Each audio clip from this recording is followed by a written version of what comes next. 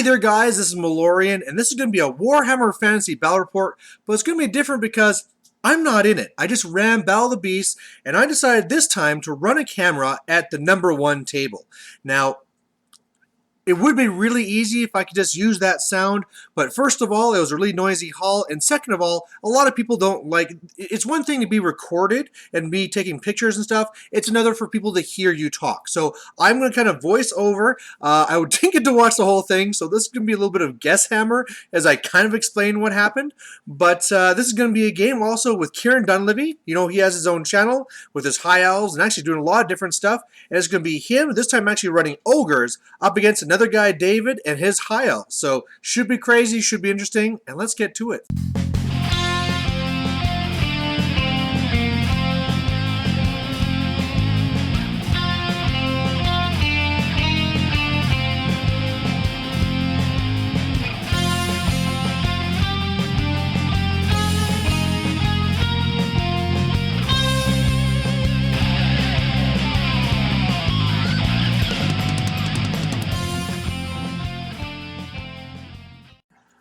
Alright, so this view will be shifting over, but right now they're just deploying.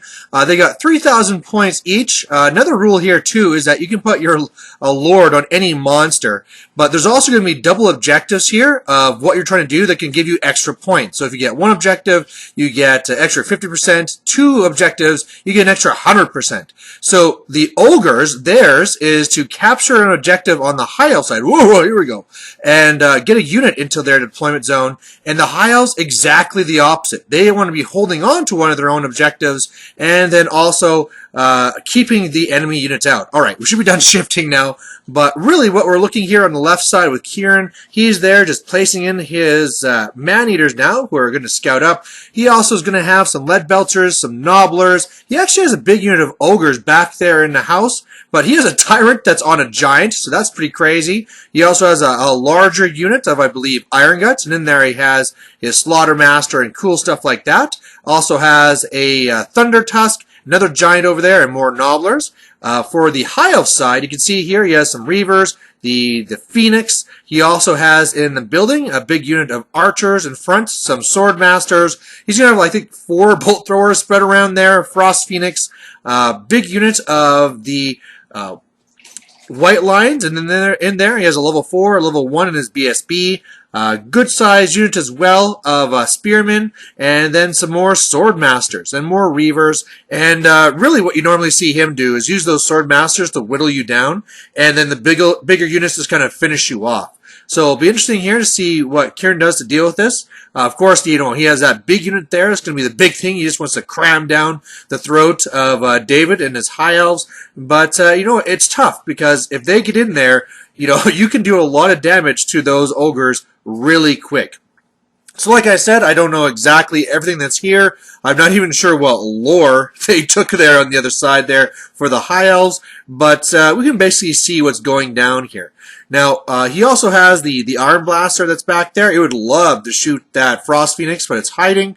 And, yeah, not really seeing that so much with the Fire Phoenix because, hey, if it dies, it can always come back. So you could take a few more little risks like this. You see that he has a giant there going on the left side. Talking to Kieran, he was actually saying he really likes giants in a format like this because giants can actually do very well against other monsters. I mean, pass initiative or else you take like D6 wounds or whatever it is, right? Or the headbutts and all the rest of it. So, I believe right now here this should be the lead belchers shooting onto those reavers, and they're wiped out.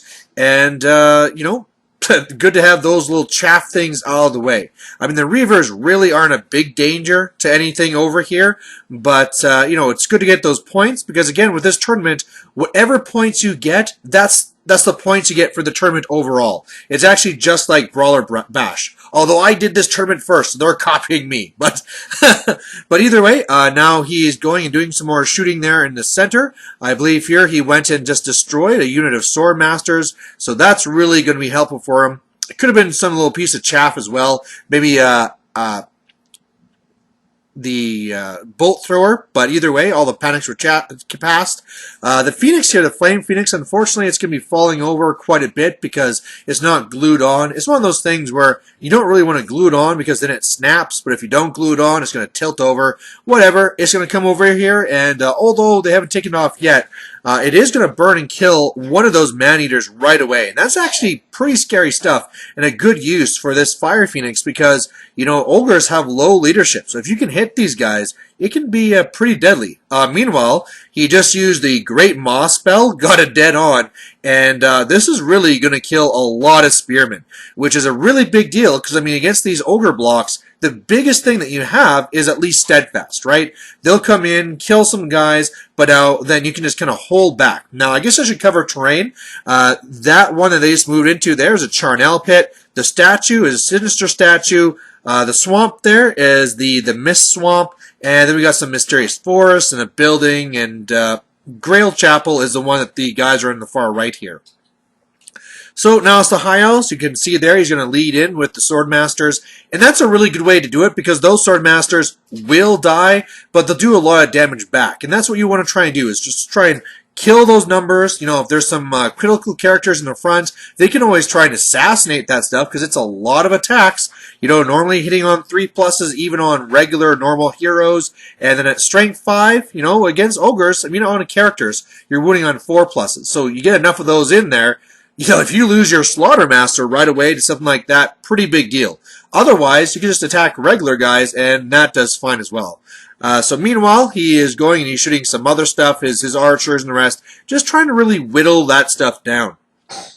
Now again, one of the really biggest things that's going to be missing in a battle report like this is these spells and the spell cards. I really wish I could get a view of those from the top because, you know, I get the feeling that spells are important. You know, that's a big thing of 8th. So whether that is, you know, Soul Blight or whatever else, it's probably a big deal. But unfortunately, hey, this is going to be Guess Hammer. And, yeah, we'll just see how that goes off. So right now, like I said, really trying to whittle that stuff down. One thing that's really in Kieran's favor here is that his Tyrant on a Giant, normally that could be really, really risky because a cannonball hits both. But here, where you're only facing bolt throwers, it's actually not so bad because they're shooting, you know, they're only going to randomize what they're going to hit. It's only strength 6, so there's even a good chance it might fail the wound. Right here, he's doing some shooting into the Nobblers. You know, that probably is a bit of a mistake. I mean, the Nobblers are probably the least of anybody's worries here. And I believe so, too. I believe there's a rule there that if you destroy the Nobblers, they don't take panic from Nobblers. It's almost like the Bretonnians and their peasants. They don't care. Or I think even the Empire had that with their detachments. So I wouldn't have wasted those arrow shots on them. I mean, really, if you look at it, you have a Nobbler that's toughness 3, no armor. Or you can have an Ogre, which is toughness 4, maybe light armor, heavy armor, depending what you're shooting at. But obviously the worth is really there in the Ogre. So maybe a little bit of a mistake there. Maybe, too, a little bit of a mistake from Kieran's point is having those Ogres back there in that building. You know, there's 9 bulls. He did not need to hold one of his own objectives. So I'm not really sure what the original plan was there. Whether they were planning to be a backup unit or really what that was, but now we're really going to see this happen where the big unit's going to be coming in there, the big kind of gut star into the Swordmasters, and after this, they're going to be kind of in an interesting spot because they are facing the Spearmen, the White Lions, and the Swordmasters down by the Grail Chapel. So they really have to kind of watch that. The Man-Eaters, here he decides eventually, I believe, to turn them around and look at the Flame Phoenix. It probably would have been a little bit better to go after the Bolt Thrower or something like that. But then again, that's going to be fairly deadly stuff. And again, right, every single one they lose, they will have to take another panic test. They could just run off the board. You know, I believe they're leadership 7 or 8. And, you know, if you're taking those too many times, those guys will start fleeing and bad stuff will happen. So, going to be doing a little bit of magic here, a little bit more shooting. But, you know, like I said, you know those Swordmasters are going to die, but they're going to do their damage before that happens. One of the things a little bit different here from what you'd normally see if it was Swordmasters versus something else is at least the Ogres have impact hits, so they can go and kind of at least somewhat reduce that. So right now, he's casting his magic, trying to get a few buffs onto his Ogre Bulls. I mean, that's really the best thing they always have for them, whether they're going to go for Stubborn or whatever else it is. But again, really wish we could be putting that in. I actually went and I tried listening to the audio before, but you're just hearing all the stuff from all the other tables, so it makes it a little bit tough. Up there, this was actually kind of crazy. The Reavers were going to be going up there and trying to deal with the Nobblers in the building, and they're going to be a pretty big deal for them because those Nobblers in the building don't really care about Reavers, right? Because, hey, you can be on your horses, you can come after us, but you have to hop off, and meanwhile, we're going to be shooting you, and we have our dangerous terrain whenever you're coming at us. But, yeah, you know, it's the Reavers, right? In a list like this, the Reavers have very little to do. I guess he could have used them to redirect the big Gut Star, but at the same time, that's almost what he's already planning to do with the Sword Masters. So I suppose another thing the Reavers could do at least is charge over and try and charge the Arm Blaster in the flank, you know, hold it up for a turn. You never know when you might actually break it and all the rest of it, but... Alright, so here now I believe they're actually going to be going to do the shooting. He's going to try and whittle down a few more stuff. Kill a couple of these Sword Masters in the front. And over here, trying to shoot a few more of these guys over here. And he's keeping that Giant back. You know, the Giant's kind of facing up against right now those Sword Masters, and he doesn't really want to face that stuff. You know, with Giants only being the Strength 5, or the Toughness 5, they can die to those Sword Masters really easily. So you have to kind of really watch that. Meanwhile, they killed more of those spearmen, so that's really important. Again, like I said, just you got to get rid of those ranks because you don't want to get those ogres stuck because of steadfast and all of a sudden get white lions in the flank or something like that. You really, that's one of the biggest things you have to really worry about with these Gut Stars. You know, really powerful in the front, not so powerful on the flank. Now, one of the really issues that the White Lions are going to have, though, is that he's going to have 3 characters in there. Remember, he has both Wizards and his BSB in there, and that makes them a little bit less effective. So here as he's rolling, he's going to do his impact hits, going to kill a couple of White Lions, then they're going to be smashing back.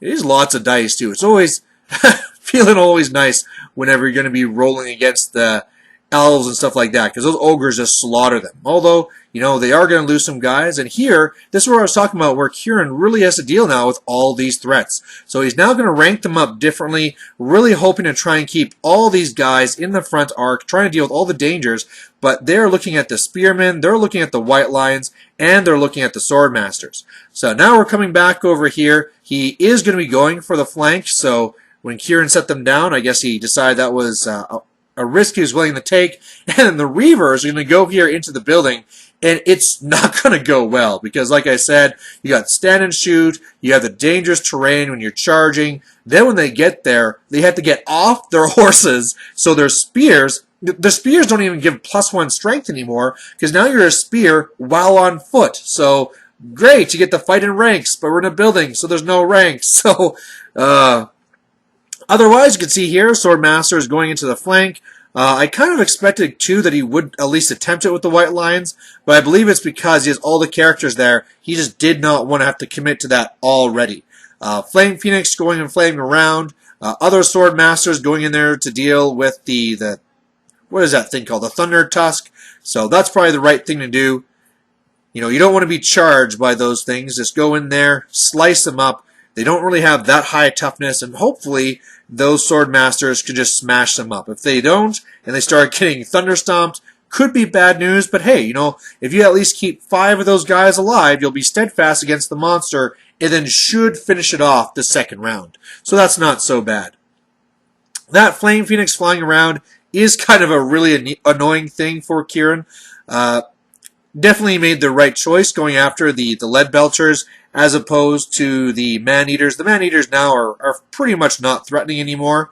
You know, there's not too much there that they can really threaten like I was talking about. Meanwhile, look at all the damage that they did there. I believe that's with some other shooting as well, of course. But, yeah, those Lead Belchers are going down quick. Again, a little bit of shooting going into the Nobblers. Should have probably gone into just trying to finish off that one Lead Belcher. You can see that some stylish guy up there watching from the top. That could be me. Pretty sure it is. That's the thing, I really want to watch the main table, especially because this one here was a nice, fun one. Both guys here, Kieran and David, really fun players to play with and watch. But, hey, I'm running a tournament. I got to walk around and deal with that stuff there, too. Probably should have been doing that a little bit more than I was standing around here, but what you going to do? Otherwise there, yeah. The last guy that got into the building to fight the Nobblers, the 10 Nobblers just ran him down, so, yeah, that didn't go so well for them. And now it's going to be fight time for the rest of this. So the Swordmaster's there, going after the Thunder Tusk. And doing some wounds there. Meanwhile, that's going to go and smash back. Lose a couple of guys. Of course, you got the big old Thunder Stomp. That's always a thing, but man, with those monsters, if you get a low Thunder Stomp, it's just really not doing anything. So there, it looks like it lost, but it held, and now we're on to the big combat. So exactly what he wanted. David from the High Elves fighting the Thunder Tusk did whatever wounds he did. Probably looked like it was around 4 or so. And now in the main combat again, just trying to really do well and try and kill guys. But then again, the one problem with hitting here on the flank is that he's only fighting characters. The 2 characters will come over here and fight. And, that isn't necessarily a bad thing. I mean, like I said, you can go and try and really focus on them and try and kill them. But, yeah, these things are really a danger. That's why I kind of thought that it'd be better to put the white lines in the front at the same time. Looking at this, I actually don't really know why he had the characters in the white lines and not there in the actual building where they would have been more safe. I think it's more just a thing where he's used to not having a building to place these guys in. Doesn't normally bunker them up. He probably goes a lot more. I know he does have the one ability there, or the Banner of the World Dragon, so they have the 2+ ward against all magical stuff. So in a way, they're kind of safer there, if you ever had death magic or something. But for the most part, they've probably been better just up there with the archers so that those white lines could have really gone into those ogres and really beat them up. Here, it was kind of an interesting thing where the Iron Blaster charged the Phoenix, and then the Lead Belcher charged it and rolled like double ones. So where it looked like it was going to be an easy kill in that Phoenix, just got some bad luck and did not happen. So, of course, that's always the way you want to kill those Phoenixes. If you ever kill them wounds-wise, well, that's where they come back. If you can make them flee off the board, or if you can run them down, or find a way to kill them without doing it through wounds, well, then all of a sudden that Phoenix is just gone. No way to come back. So, unfortunately, some bad luck for Kieran. For Kieran there. He is going to go up and try and shoot it, just to try and do whatever damage he can. Because hey, that thing rallies, he'll be back to trying to have to deal with it again. But at least if it does rally, he can charge it with the Man-Eaters. He can charge it with whatever and try and finish it off that way. So, whatever wounds he can do, the better. So here we're still going to be fighting up here in the center. He's now countercharged with his Tyrant on the Giant into the flank of the Swordmasters. So that's not going to be good for them. You got the impact hits, you got all the extra combat res. So yeah, those Swordmasters are in for some trouble.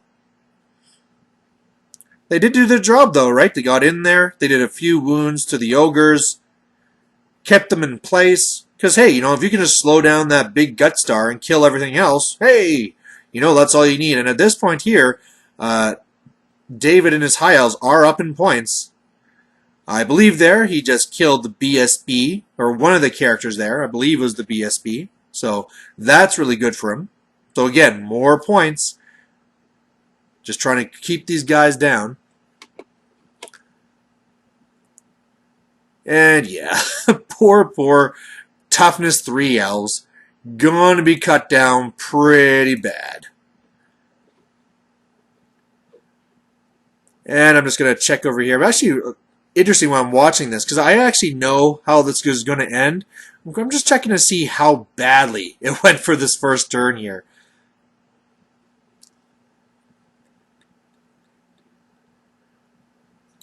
Ah, yes, I remember now.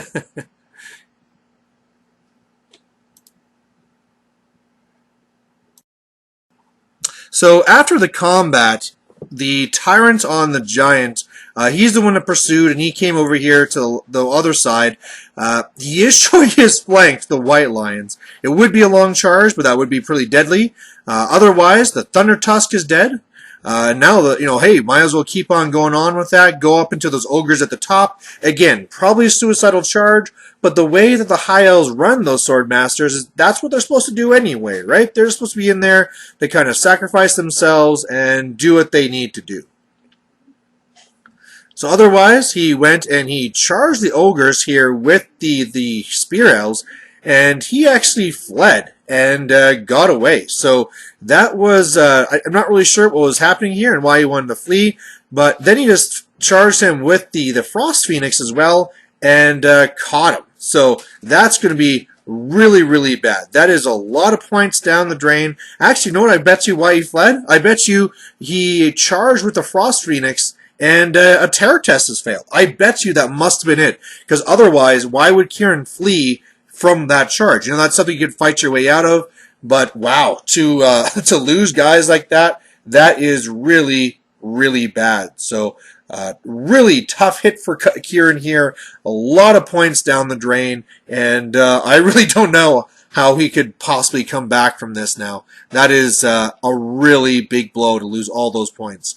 He has still the Giant on the one flank. He has the Tyrant on the Giant. He has the Bulls coming in, but they're about to get a real hit from those Sword Masters. There's an Iron Blaster left, 2 units of Gnoblars, 1 Lead Belcher, and 2 Man-Eaters. And meanwhile, what have the High Elves really lost, right? They've lost some Sword Masters that were more just throwaway guys. So, yeah, not really looking good here. So here we got the fight at the top. He killed a couple of ogres. He's going to slaughter all those Sword Masters. So looks like there too he only killed the one. Probably did a few more wounds as well, but probably it was hoping to do a little bit more.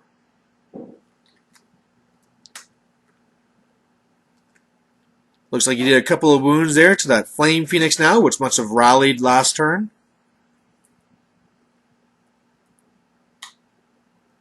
And now we're on the ogres. Looks like they're going to try and charge this flame or the Frost Phoenix that went and killed all their buddies. Yeah, those Phoenixes, they're especially the Frost Phoenix. It is such a strong beast.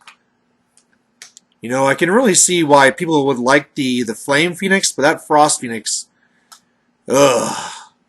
-1 strength. You always strike last. 5 wounds. It's the strength and toughness 6. It's the real beat stick. So, those ogres going into there could be even a thing where those Frost Phoenix could just beat those guys. But they failed the charge. The Man-Eaters are going into the Flame Phoenix. I think I probably would have sent in the Lead Belcher too, just to get an extra impact hit, a few extra attacks. Every little bit's going to help. Looks like he's going to go up there and try and do some shooting. The Tyrant swinging around to try and deal with the White Lions. You can kind of see the arc there, so I bet you he moves so that he'll be outside the charge arc, trying to sneak in there. Gnoblars coming up, pretending they're going to be doing something major, which is really just throwing some sticks and stones at the Frost Phoenix. But hey, might as well try. The big thing here will be, of course, the cannon, the Arm Blaster. But looks like he overshot it. Going to hit some of those guys instead. Or none of them. Oh, there, you got something. You got something.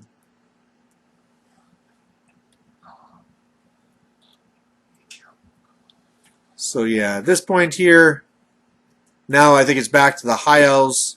And we got the combats here still to work out.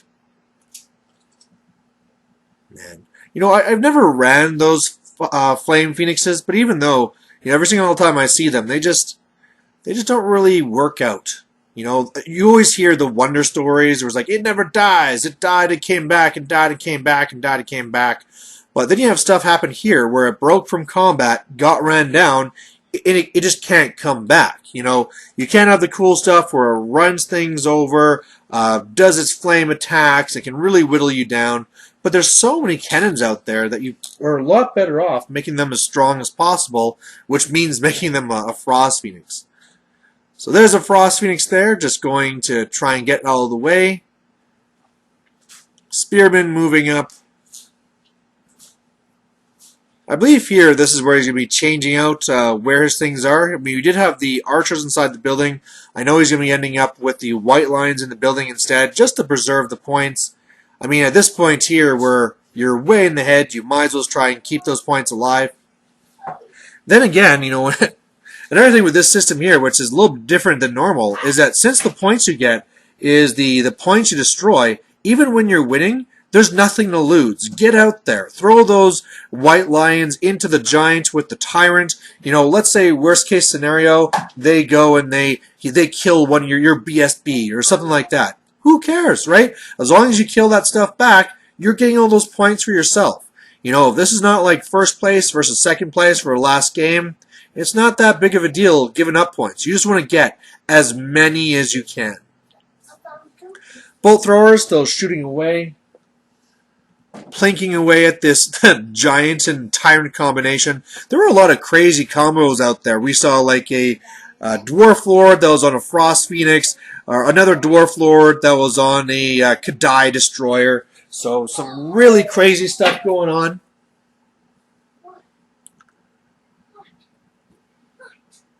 Yeah, here I think we're looking at some charges, trying to figure out which way to go. Not a lot of great scenarios. I mean, those ogres might as well go into spearmen.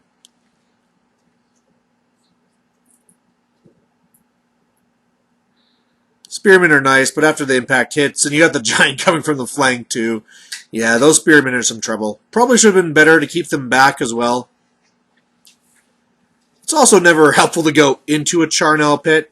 You know, that's the one that gives you -1 leadership, so it's usually good to stay away from that, but hey, you know, like I said, might as well get those guys up there, whittle things down.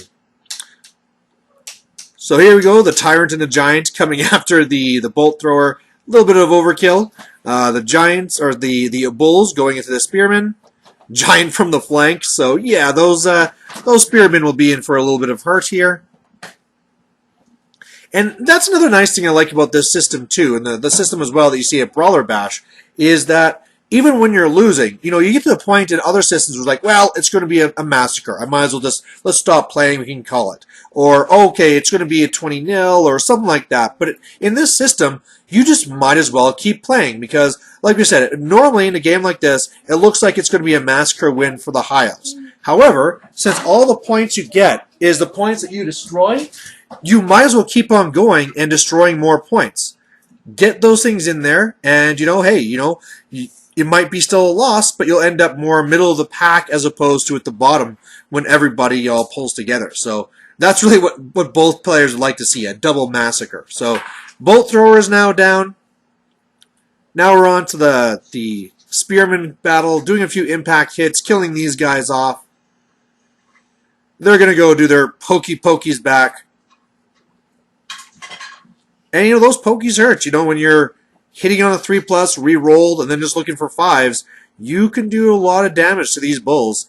Looks, though, like you got some pretty lucky dice. So the little pokies did nothing, so that's not so good. Well, it's great for Kieran. Fighting back, yeah, he's going to kill lots of those guys. They're not steadfast, especially after the Thunder Stomp and all the rest of it. And then those guys are just going to break.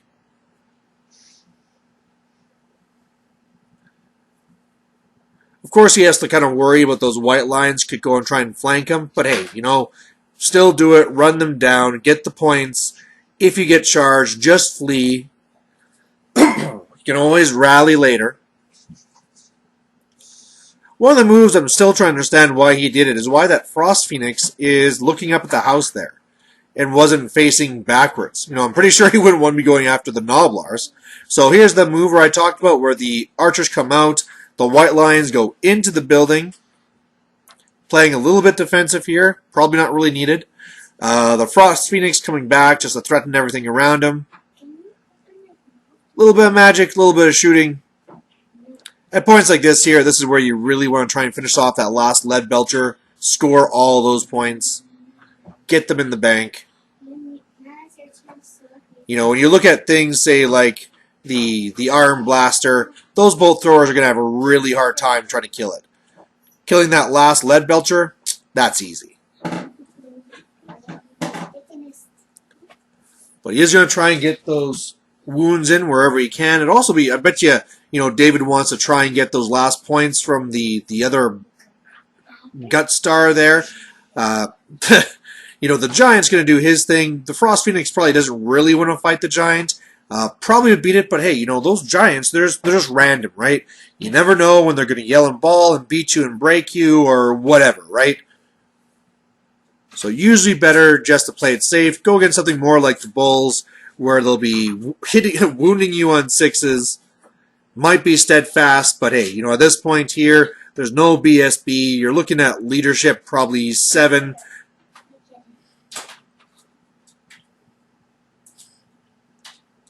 So at this point here, trying to see why the Bulls would want to move back and away. Because it looks like they're not even facing the Frost Phoenix. So I'm not really sure what the plan was there. Clearly, he's going to be hoping that he shoots them with the Iron Blaster. But another great thing about the Frost Phoenix is with that ward save, other monsters, they're just hoping you roll a 1 or that you don't roll enough wounds to kill them. The Frost Phoenix, no big deal, right? You hit me, and I also have a ward save. That could be as good as a 4+ ward. So, ugh.